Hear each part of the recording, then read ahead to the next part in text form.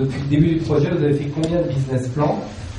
Et où, si vous financez comme vous financez vous-même votre projet, est-ce que vous n'en avez pas fait du tout?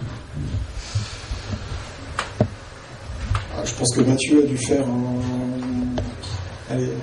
8, 9, 10 business plans. Dans ma tête, la manière avec laquelle je travaille, ça c'était pour Mathieu, mais maintenant il le sait. La réalité, c'est que faut travailler en fait en séquence. C'est que vous vous dites en séquence en période. Vous dites qu'est-ce que vous devez trouver à 1 mois, 2 mois.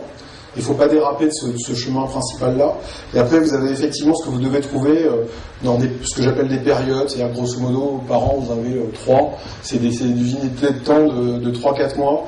Et c'est est-ce que vous trouvez dans cette période-là ou pas. Et typiquement, moi, les endroits où j'aurais pu, il y a 2 ans, il y a 2 ans, 1 an, être moins favorable à ce qu'on continue le projet, c'est qu'effectivement, c'est quand vous êtes en fin de période, on ne va pas du tout tenir l'objectif, on est allé trop loin.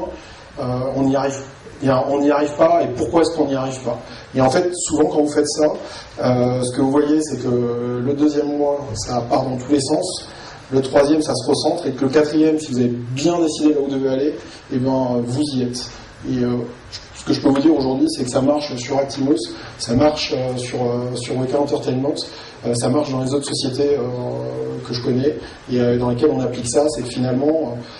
le business plan en tant que tel, c'est quoi? C'est quelle somme d'argent je mets pour pouvoir réaliser la prochaine période. Voilà. Puis après, si vous ne trouvez rien, si votre taux de transformation est nul, il y a aussi un moment où il faut avoir le courage d'arrêter. C'est à quel moment il faut faire attention à l'obstination aussi. Donc, voilà, c'est argent sur période de temps. Qui n'est pas obligatoirement l'annualisation. Mais je vous confirme qu'on a un business plan de 10 pages avec 10 tableaux Excel qui sont très bien structurés, très propres et effectivement mis à jour tous les 3 mois.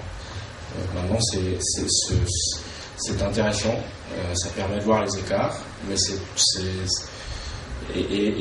c'est pas l'essentiel. Et puis ensuite, il y a un autre point, c'est qu'il faut gérer, en tout cas de mon point de vue, tous ces projets, il faut les gérer en coût. Il ne faut pas les gérer en revenus. C'est 2 lignes, ça n'a rien à voir. Vous devez être capable de financer vos coûts. Si vous avez du revenu, vous le réutilisez. Mais vous pouvez, si vous calez, si vous dites on va gagner plein d'argent parce que le produit est super, parce que j'ai beaucoup travaillé dessus, et donc derrière je peux dépenser autant que ce que je pense que je vais gagner, ça ne marche jamais. Donc c'est des business plans en coût. Il faut trouver le financement, et puis le jour où on gagne de l'argent, où il y a 500 € dans le mois, ou qu'il y en ait des centaines de mille, ben vous réutilisez cet argent-là.